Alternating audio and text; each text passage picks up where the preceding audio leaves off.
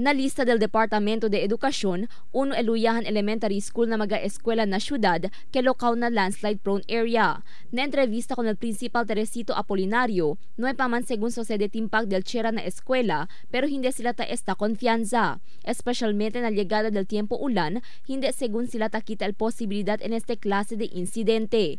Fuera con este linga sa aura del eskwela, amo el construksyon del bypass road na lugar, kaya queda razón para grebata con el costado Chera del eskwela. Ya imbia según carta el principal na Mines and Geosciences Bureau para examina con el lugar. Malodo lang at el camino, pero may pakanamo kil on el eskwela. Tanwori lang kami tikyarea po nel bypass kay doon pa sila na Urilia Grabata, pero tiene sin letter na MGD para man spekunese si cosa ba el tiene ba ris el panel na dilaw kilandikel tierra o nuay.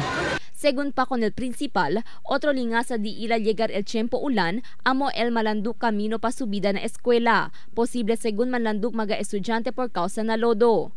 Antes ta tormenta sila kayo el camino. Kaya tiene si primero el camino de private donde tapasa kami, pero ya planta kami na casa. So de doon mga bata ng sud. Sa kina ulan, amo mga bata na para kini man problema pero malodo kataginda. So with sa Clara bypass pwede ka na muna na ayuda po ko ng panel mga bata. Ina na tanto bien malodo. Except ang kalala area. Kaya bin elevated pero tiene kami kalala through the help of the PTA official, yung kami project para hacer calister mga bata subi arriba. Actualmente ya en Kansaya na más de 800 el población de la escuela y posible pa este subir.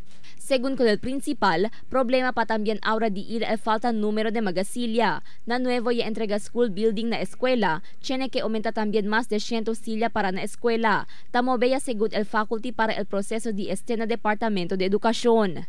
Cristal Almonía, Dateline Zamboanga.